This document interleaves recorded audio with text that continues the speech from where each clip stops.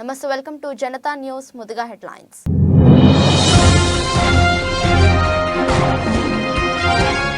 Finland border వద్ద Putin కు రహస్య నివాసం వీడియో రిలీజ్ చేసిన జర్నలిస్ట్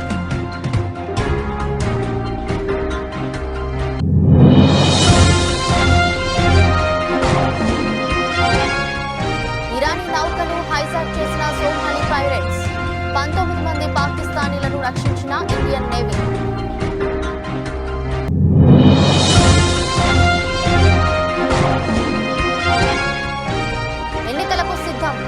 వైసీపీ సన్నాహక సమావేశం ఆ కీలక నేతలు గైర్హాజరు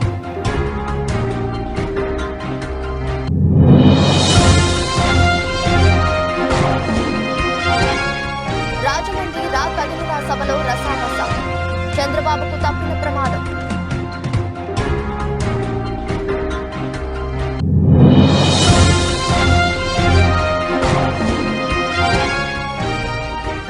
తెలంగాణ కాంగ్రెస్ కీలక నిర్ణయం ఎంపీ బరిలో సోనియా గాంధీ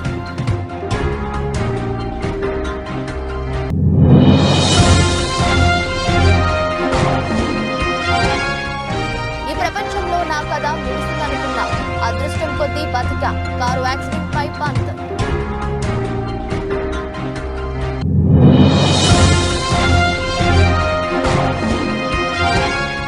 త్వరలో పెళ్లి పీట లెక్కబోతున్న అమిత్ జాక్సన్ ప్రియుడితో ఎంగేజ్మెంట్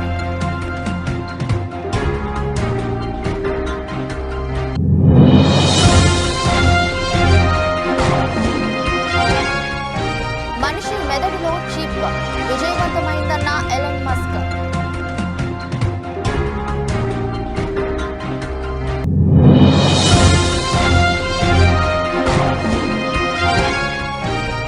లాభాలతో ప్రారంభమై నష్టాల్లోకి జారుతున్న మార్కెట్లు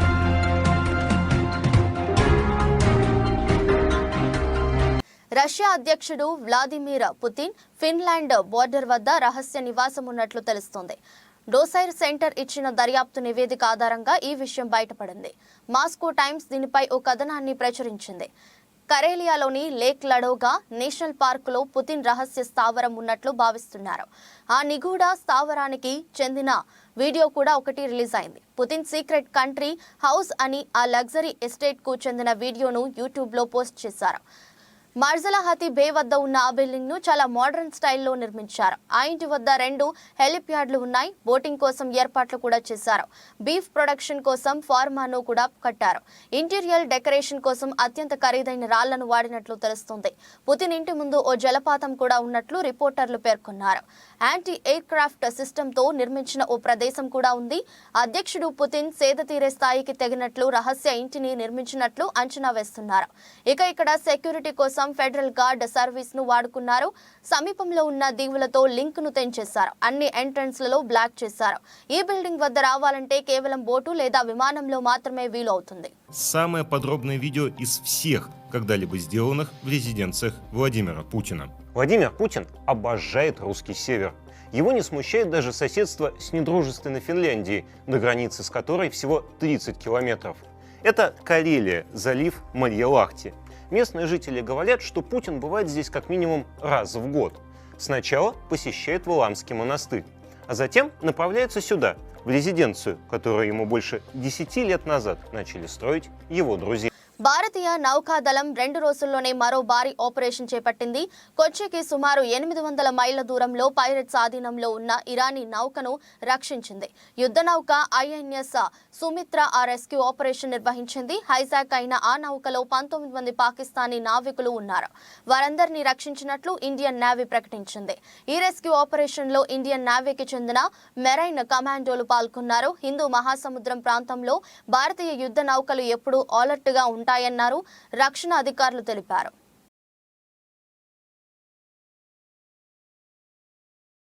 తిరుపతిలో వైసీపీ సిద్ధం సభ సన్నాహక సమావేశం జరిగింది. వైసీపీ ప్రజా ప్రతినిధులు, నియోజకవర్గ ఇన్ఛార్జీలు ఈ మీటింగ్ లో పాల్గొన్నారు. టికెట్ దక్కని కొంతమంది అసంతృప్తి ఎమ్మెల్యేలు సమావేశానికి డుమ్మా కొట్టారు.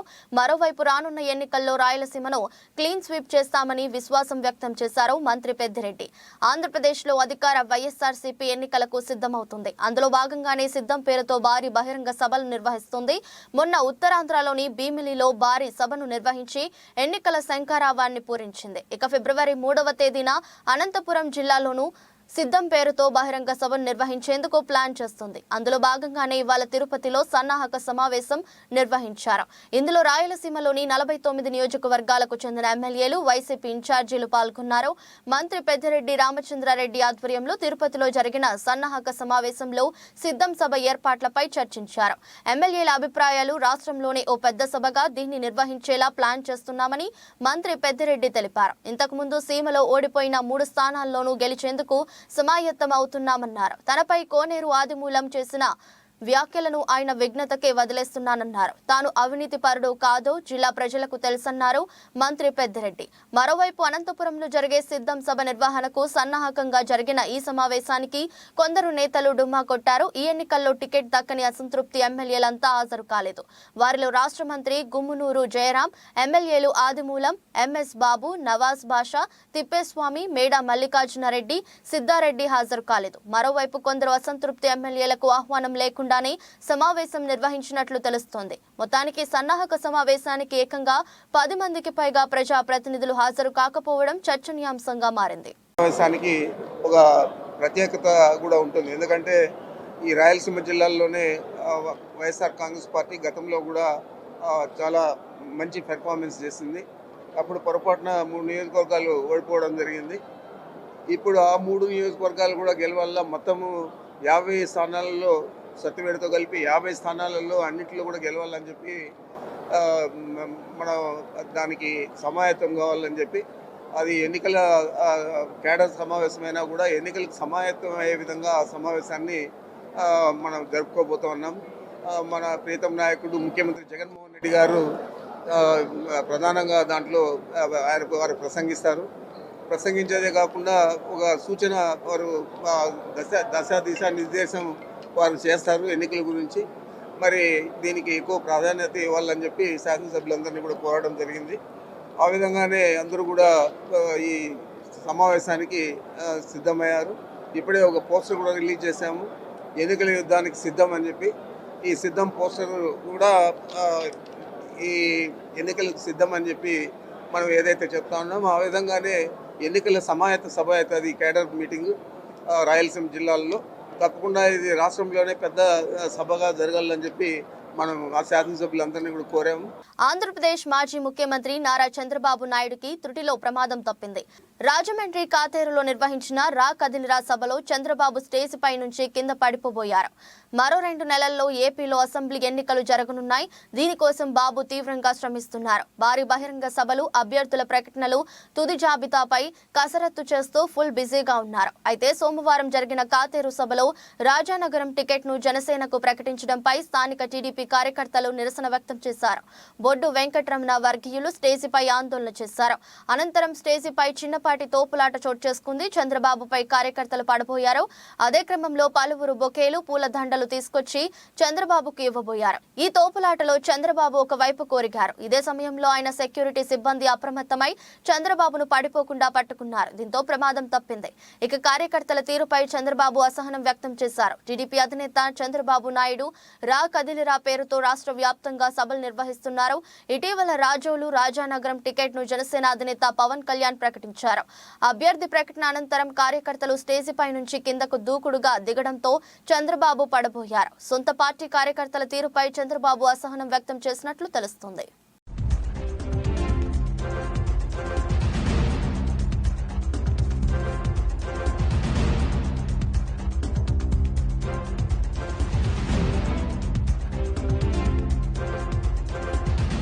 రాజ్యసభ ఎన్నికల షెడ్యూల్ విడుదలైన వేళ కాంగ్రెస్ కీలక నిర్ణయాలు తీసుకోవాలని భావిస్తుంది. తెలంగాణ నుంచి సోనియా గాంధీకి రాజ్యసభ సీటు ప్రపోజల్ పెట్టబోతుంది. లోక్సభ ఎన్నికల్లో పోటీ చేసేందుకు సోనియా విముఖత చూపిస్తే రాజ్యసభ సీటు ఇవ్వాలని భావిస్తున్నారు. ప్రస్తుతం తెలంగాణలో ఖాళీ కాబోతున్న 3 రాజ్యసభ స్థానాల్లో కాంగ్రెస్ కు 2, బీఆర్ఎస్ కు 1 స్థానం వచ్చే అవకాశం ఉంది. కాంగ్రెస్ కు వచ్చే 2 స్థానాల్లో ఏఐసీసీకి 1, రాష్ట్ర నేతలకు మరో స్థానం ఇచ్చే అవకాశం ఉంది. ఏఐసీసీ కోటాలో సోనియా గాంధీకి తెలంగాణ నుంచి రాజ్యసభ సీటు ఇవ్వాలని భావిస్తున్నారు. 2వ సీటు కోసం భారీగా ఆశావహులు ప్రయత్నిస్తున్నారు. చిన్నారెడ్డి, రేణుకా చౌదరి, వంశీచందర్ రెడ్డి పేర్లు రేసులో ఉన్నాయి. తెలంగాణ ఇచ్చిన సోనియా గాంధీకి ప్రత్యేక గుర్తింపు ఇవ్వాలనే యోచనలో కాంగ్రెస్ ఉంది. తెలంగాణలో 3 రాజ్యసభ స్థానాలు ఖాళీ కానున్నాయి. ఏప్రిల్ నెలాఖరులోపు వీటిని భర్తీ చేయాల్సి ఉంటుంది. ఫిబ్రవరి 27న రాజ్యసభ ఎన్నికలు జరగనున్నాయి. అదే రోజున ఫలితాలు వెల్లడిస్తారు. రాజ్యసభ ఎన్నికలకు సంబంధించి అభ్యర్థుల పేర్లపై కాంగ్రెస్ లో తీవ్ర ఉత్కంఠ నెలకొంది. తెలంగాణ ఇచ్చిన సోనియా గాంధీని తెలంగాణ దేవతలాగా కాంగ్రెస్ పార్టీ భావిస్తుంది. ఈ క్రమంలో ఖచ్చితంగా తెలంగాణ నుంచి సోనియా గాంధీకి ప్రాతినిధ్యం ఇవ్వాలని కాంగ్రెస్ నేతలు భావిస్తున్నారు. అందులో భాగంగానే ఖమ్మం లోక్సభ స్థానం నుంచి పోటీ చేయించాలని ఇప్పటికే పొలిటికల్ అఫైర్స్ కమిటీలో కూడా ఏకగ్రీవ తీర్మానం చేశారు. అయితే ఆరోగ్య పరిస్థితుల కారణంగా ఒకవేళ ప్రత్యక్ష ఎన్నికల్లో పోటీ చేయలేకపోతే కనుక ఖచ్చితంగా రాజ్యసభ ఎన్నికల్లో సోనియా గాంధీ పేరును తెలంగాణ నుంచి ప్రతిపాదించాలని కాంగ్రెస్ నేతలు భావిస్తున్నారు. आज हालात ये हैं कि ये खुलेआम धमकी देते हैं, कहते हैं कि अगर ये जीत नहीं होते तो कर्नाटका को मोदी जी का आशीर्वाद नहीं मिलेगा। कहते हैं कि भाजपा हार गई तो यहाँ बहुत झगड़ा हो जाएंगे। मैं आपकी तरफ से इनसे कहना चाहती हूँ कि कर्नाटका के लोगों को इतना बेबस और लाचार मत समझे। कर्नाटक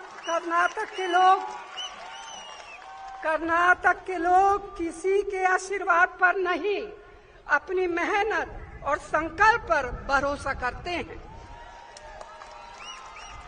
कर्नाटक के लोग डरपोक नहीं है, लालची नहीं है कि आप उन्हें फुसला दें।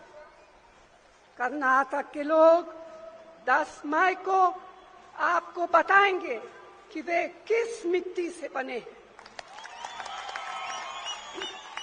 జాతిపిత మహాత్మా గాంధీ వర్ధంతి సందర్భంగా ఆయన చిత్రపటానికి సీఎం క్యాంపు కార్యాలయంలో నివాళులర్పించిన సీఎం వైఎస్ జగన్. ఈ కార్యక్రమంలో పరిశ్రమల ఐటీ శాఖ మంత్రి Gudivada Amarnath, MP V Vijayasai Reddy, TTD మాజీ చైర్మన్ డాక్టర్ వైవి సుబ్బారెడ్డి తదితరులు పాల్గొన్నారు.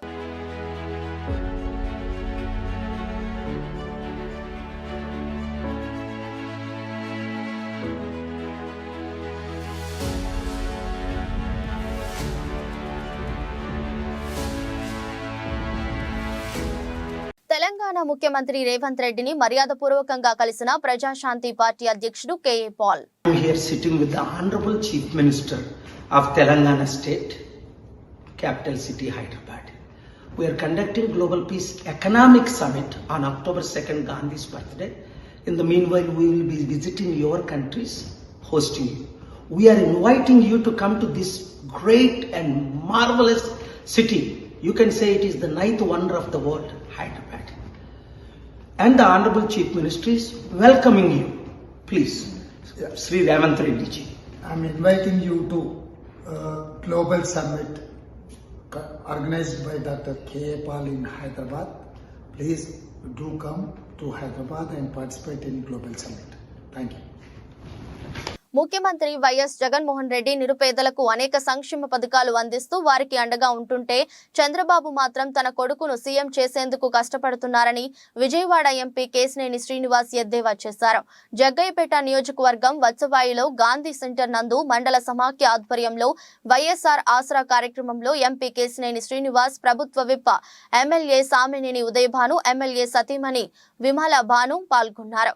ఈ సందర్భంగా జరిగిన సభా కార్యక్రమంలో ఎంపీ శ్రీనివాస్ మాట్లాడుతూ మాజీ ముఖ్యమంత్రి చంద్రబాబు నాయుడు పెత్తందారుల కోసమే పనిచేస్తాడని విమర్శించారు. జన్మభూమి కమిటీల ద్వారా పచ్చ చొక్కాల వారికే పథకాలు అందించేవారని అన్నారు.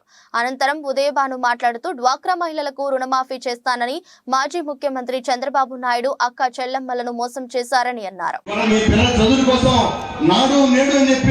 అనేక రకాల స్కూల్స్ మన నియోజకవర్గంలో అనేక రకాల స్కూల్స్ అన్ని నాడు స్కూల్ ఎలా ఉంది, స్లాబ్ అంతా పగిలిపోయింది, గోడల మీద రావి చెట్లు ముంచాయి, బ్లాక్ బోర్డ్ ఉండేది కాదు, కాంపౌండ్ వాల్ ఉండేది కాదు, గేదెలు మేకలు స్కూల్లో పడుతున్నాయి. అటువంటి స్కూల్స్ అన్నిటి కూడా ఆధునీకరణ చేశారు, చుట్టూ కాంపౌండ్ వాల్ కట్టారు, ఇవాళ డిజిటల్ క్లాస్ రూమ్స్ ఏర్పాటు చేశారు. బ్రహ్మాండంగా మన ఇంట్లో ఏ విధంగా అయితే పాలిష్ రాళ్ళు వేస్తామో అటువంటి పాలిష్ రాళ్ళని స్కూల్స్ లో వేశారు, చుట్టూ కాంపౌండ్ వాల్స్ కట్టారు, అన్ని రకాల టాయిలెట్స్ కూడా ఏర్పాటు చేశారు. అలానే చదువుకునే పిల్లలకి మంచి బ్యాగ్ ఇచ్చారు, 2000 రూపాయలు ఖరీదు చేసే బ్యాగులు ఇచ్చి అందులో టెక్స్ట్ బుక్స్, నోట్ బుక్స్. ధనికుల కోసం కష్టపడే వ్యక్తి చంద్రబాబు నాయుడు గారు. అట్లాగే ఈ సమాజం రాష్ట్రం బాగుండాలని అనుకునే వ్యక్తి జగన్మోహన్ రెడ్డి గారు అయితే కేవలం తన పనికిరాని కొడుకుని ముఖ్యమంత్రిని చేయడం కోసం కష్టపడే వ్యక్తి చంద్రబాబు నాయుడు. మీరు చూశారు ఇవాళ 25 లక్షల చిల్లర కోట్ల రూపాయలు పేద ప్రజల కోసం అనేక రకాల పథకాల్లో ఇచ్చినటువంటి వ్యక్తి మనం ఈ భారతదేశంలో ఎక్కడ కూడా చూడాల. నిజంగా చెప్తున్నా, నిజంగా ఎక్కడ కూడా ఇన్ని రాష్ట్రాలు ఉన్నాయి, పెద్ద పెద్ద రాష్ట్రాలు ఉన్నాయి, చిన్న చిన్న రాష్ట్రాలు ఉన్నాయి. మరి 25 లక్షల కోట్ల రూపాయలు పేదవారి అకౌంట్ లో వేశారంటే అది జగన్మోహన్ రెడ్డి గారి యొక్క పేదల పట్ల ఉన్న చిత్తశుద్ధికి అది తార్కాణం. అట్లాగే తన పిల్లలు నా భాను గారు చెప్పారు, నాడు నేడు స్కీమ్ లో స్కూల్స్ అన్ని కూడా డెవలప్ చేశారని. తన పిల్లలు ఎట్లయితే చదువుకున్నారో పేదవాళ్ళ పిల్లలు అంతకంటే మంచిగా చదువుకోవాలి. ఎన్టీఆర్ జిల్లా జగ్గయ్యపేట నియోజకవర్గం జరిగిన సమావేశ కార్యక్రమాలలో భాగంగా వైఎస్ఆర్సీపీ నాయకుల సమక్షంలో విజయవాడ పార్లమెంట్ సభ్యులు కేశినేని నానికి జగ్గయ్యపేట నియోజకవర్గం శాసనసభ్యుడు ప్రభుత్వ విప్ సామినేని ఉదయభాను, రాష్ట్ర బీసీ పూసల కార్పొరేషన్ డైరెక్టర్ చేని కుమారిని ప్రత్యేకంగా పరిచయం చేశారు.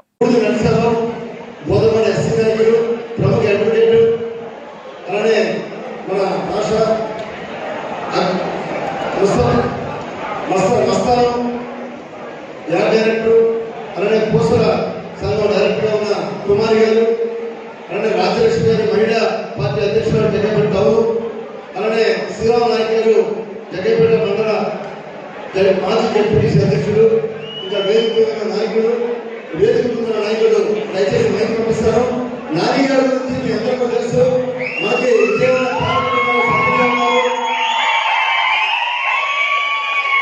కాకినాడ జిల్లా జగ్గంపేట స్థానిక ఆర్యవైశ్య కళ్యాణ మండపం వద్ద జగ్గంపేట ఆర్యవైశ్య సేవా సంఘం ఆధ్వర్యంలో మహాత్ముడు గాంధీజీ 76వ వర్ధంతి వేడుకలు ఘనంగా జరిగాయి.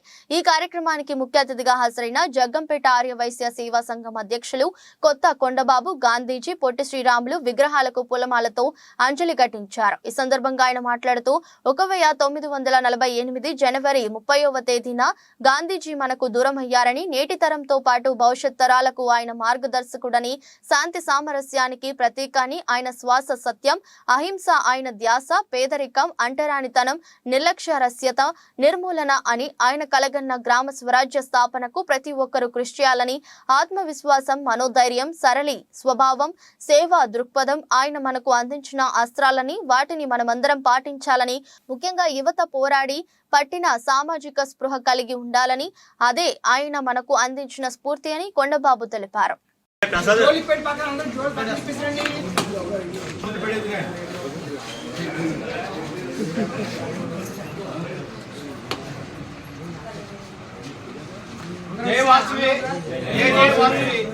ఈ రోజు జాతి పిత మహాత్మా గాంధీ వర్ధంతి సందర్భంగా విచ్చేసిన ఆర్యవైశ్య సభ్యులందరూ కూడా ముందుగా నా హృదయపూర్వక నమస్కారాలు.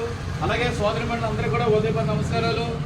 గాంధీ గారు శాంతియుతంగా మరి సత్యాగ్రహంగా ఆయన ఎంతో ఒబ్బడిగా నీటిగా జాగ్రత్తగా మనకి స్వాతంత్రం తీసుకొచ్చిన మహానుభావుడు, మన కులవస్తులు జాతి పిత మహాత్మా గాంధీ గారికి మన అందరూ కూడా ఒక 2 నిమిషాలు ఆయనకి మౌనం పాటించాల్సిన కూర్చోను. టైం చూడండి. Team India wicket keeper Rishabh Pant పునరాగమనానికి సిద్ధమవుతున్నాడు. ఈ డాషింగ్ బ్యాటర్ ఐపీఎల్ 17వ సీజన్లో ఢిల్లీ క్యాపిటల్స్ కెప్టెన్ గా రీ ఎంట్రీ ఇవ్వనున్నాడు. అయితే కెరీర్లో రాకెట్లా దూసుకెళ్తున్న సమయంలో కారు యాక్సిడెంట్ అతడి జీవితాన్ని ఒక్కసారిగా తలకిందులు చేసింది. ఎంతో ఇష్టమైన ఆటకు తనను దూరం చేసిన 2 ఏళ్ల క్రితం నాటి కారు యాక్సిడెంట్ ను పంత్ తాజాగా గుర్తు చేసుకున్నాడు. స్టార్ స్పోర్ట్స్ ఛానల్ విడుదల చేసిన ఒక ప్రోమో వీడియోలో మాట్లాడిన పంత్, ప్రపంచంలో నా కథ ముగిసిందని జీవితంలో మొదటిసారి అనిపించింది. కానీ నేను అదృష్టవంతుణ్ణి. ఎంతో పెద్ద ప్రమాదం అది. నేను బతికాను. ఏదో ఒక శక్తి నన్ను కాపాడింది. నేను కోలుకునేందుకు 16-18 నెలలు పడుతుందని డాక్టర్లు చెప్పారు. రెండో జీవితం లభించినందుకు లక్కీగా ఫీల్ అవుతున్నా అని వెల్లడించారు. కొత్త సంవత్సరం వేడుకల్లో పాల్గొనేందుకు పంత్ 2022 డిసెంబర్ 31న కారులో ఇంటికి బయలుదేరాడు.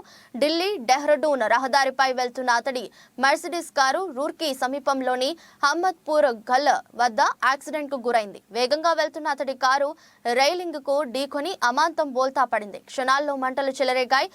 కారులోనే చిక్కుకుపోయిన పంత్కు నుదురు, కాలికి కాలిన గాయాలయ్యాయి. కారులోంచి మంటలు రావడం గమనించిన కొందరు అద్దాలు పగలకొట్టి పంత్ను కాపాడారు. అంబులెన్స్ లో అతడిని డెహ్రాడూన్లోని ప్రైవేట్ ఆసుపత్రికి తరలించారు. అనంతరం ముంబైలోని కోకిలా బెన్ ఆసుపత్రిలో పంత్ మోకాలి సర్జరీ చేయించుకున్నారు.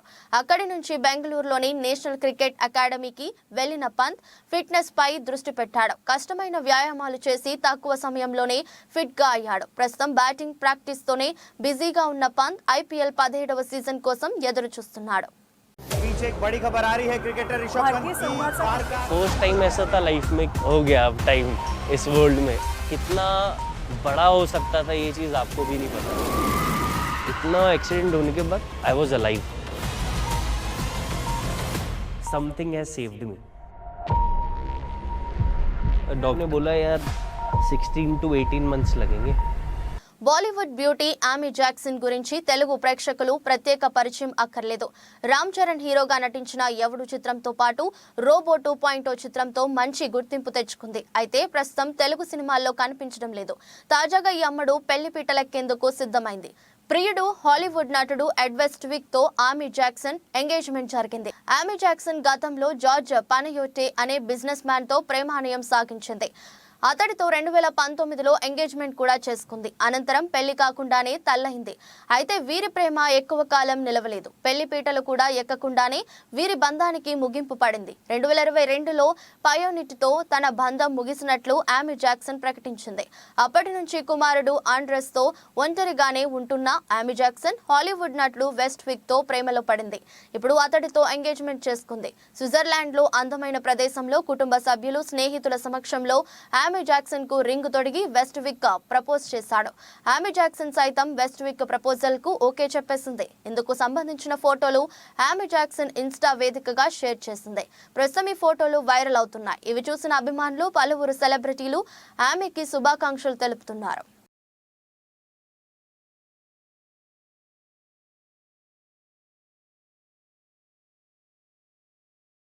ఎలక్ట్రిక్ కార్ల తయారీ సంస్థ టెస్లా సీఈఓ ఎలన్ మస్క్ సారథ్యంలోని స్టార్టప్ కంపెనీ న్యూరాలింక్ సోమవారం మనిషి మెదడులో విజయవంతంగా చిప్ ఇన్స్టంట్ చేసింది. మానవుడికి మెదడుకు కంప్యూటర్కు మధ్య నేరుగా సంబంధాలు మెరుగుపరిచే లక్ష్యంతో ఎలన్ మస్క్ కో-ఫౌండర్ గా న్యూరో టెక్నాలజీ సంస్థ 2016లో ఏర్పాటైంది. మానవుడి శక్తి సామర్థ్యాలను బలోపేతం చేయడంతో పాటు పార్కిన్సన్ వంటి వ్యాధులను నివారించడమే లక్ష్యమే ఇది. దీంతో పాటు మానవుడికి ఆర్టిఫిషియల్ ఇంటెలిజెన్స్ మధ్య సాంకేతాత్మక సంబంధం బలోపేతం చేయడానికి మానవుడి మెదడులో అమర్చే చిప్ ఉపకరిస్తుంది. నిన్న మనిషి మెదడులో చిప్ అమర్చాం. ఆ రోగి క్రమంగా కోలుకుంటున్నాడు అని ఎలన్ మస్క్ తన ఎక్స్ ఖాతాలో పోస్ట్ చేశారు. దీని ప్రారంభ ఫలితాల్లో న్యూరాన్ స్పైక్ డిటెక్షన్ ను గుర్తించినట్లు తెలిపాడు. మానవుడి మెదడులో చిప్ అమర్చేందుకు గతేడాది మేలో అమెరికా ఫుడ్ అండ్ అడ్మినిస్ట్రేషన్ ఆమోదం తెలిపింది. బ్రెయిన్ మెషిన్ లేదా న్యూరాలింక్ బ్రెయిన్ కంప్యూటర్ ఇంటర్ఫేస్ లో 8 మిల్లీమీటర్ల వ్యాసంతో కూడిన చిప్ లో సన్నని ఎలక్ట్రోడ్లు ఉంటాయి. వెంట్రుకలో 20% మాత్రమే ఈ చిప్ మందం ఉంటుంది. పుర్రెలో కొంత భాగం తొలగించి దీన్ని అమరుస్తారు. ఇందులోని సన్నటి ఎలక్ట్రోడ్లను మెదడులోని ముఖ్యమైన భాగాలకు పంపుతారు. మెదడులోని ఎలక్ట్రోడ్లు బ్రెయిన్ కు సంకేతాలు వెళ్తాయి. మెదడులోకి విద్యుత్ సంకేతాలు పంపడంతో పాటు అందుకోవడం ప్రేరేపిస్తుంది. ఈ విద్యుత్ సంకేతాలను కంప్యూటర్లకు విశ్లేషించే ఆల్గోరిథంలుగా మారుస్తుంది.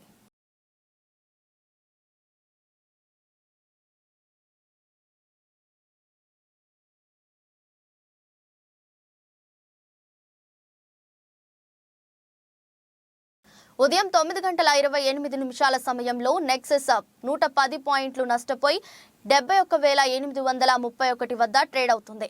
నిఫ్టీ 24 పాయింట్లు కుంగి 21,712 దగ్గర కొనసాగుతుంది. అంతర్జాతీయ మార్కెట్లలోని సానుకూల సంకేతాల మధ్య దేశీయ స్టాక్ మార్కెట్ సూచీలు మంగళవారం లాభాలతో ప్రారంభమయ్యాయి.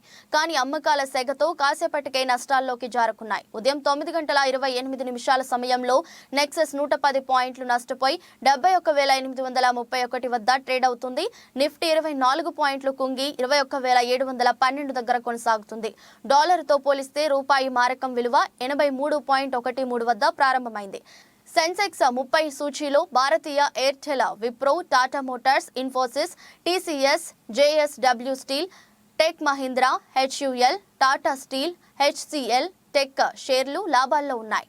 Bajaj Finance, Bajaj Finserv, NTPC, UltraTech Cements, Power Grid, Reliance, Titan, Kotak Mahindra Bank, ITC, LNT షేర్లు నష్టాల్లో కొనసాగుతున్నాయి.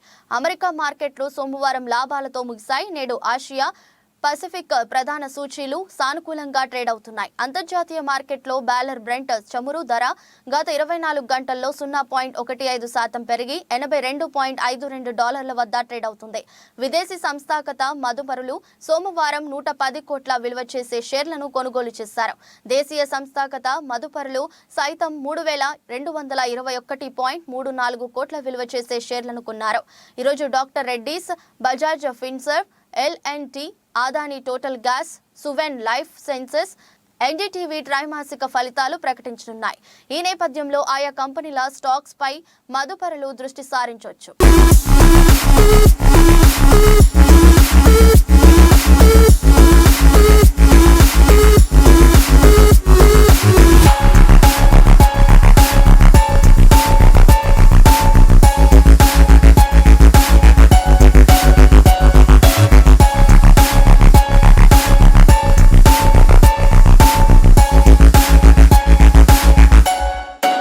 వార్తలు ముగించే ముందు మరోసారి హెడ్లైన్స్.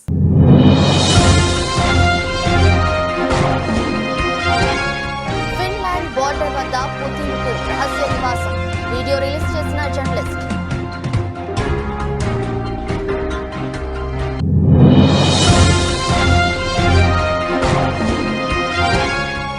ఇరానీ నౌకను హైజాక్ చేసిన సోమాలి పైరేట్స్, 19 మంది పాకిస్తానీలను రక్షించిన ఇండియన్ నేవీ.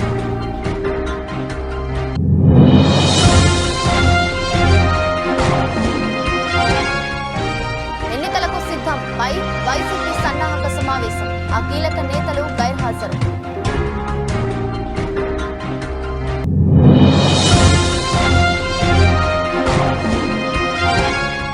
రాజమండ్రి రా కదిలిన సభలో రసాబస, చంద్రబాబుకు తప్పిన ప్రమాదం.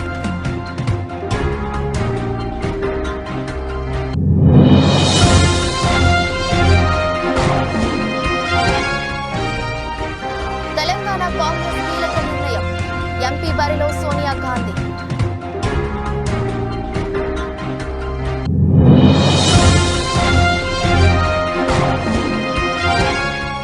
ఈ ప్రపంచంలో నా కథ ముగిసిందనుకున్నా, అదృష్టం కొద్దీ బతికా, కారు యాక్సిడెంట్ పై పంత్.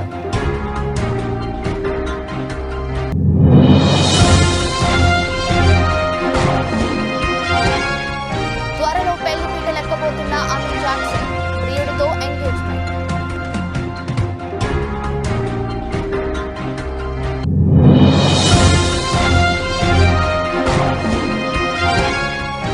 మనిషి మెదడులో చీప్ విజయవంతమైందన్న ఎలన్ మస్క్.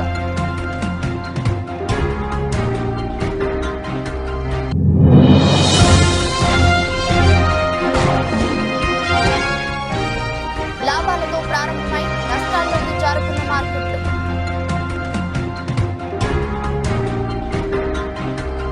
ఇది రోజు బులెటిన్. మరో బులెటిన్లో మళ్ళీ కలుద్దాం. అంతవరకు సెలవు. నమస్కారం.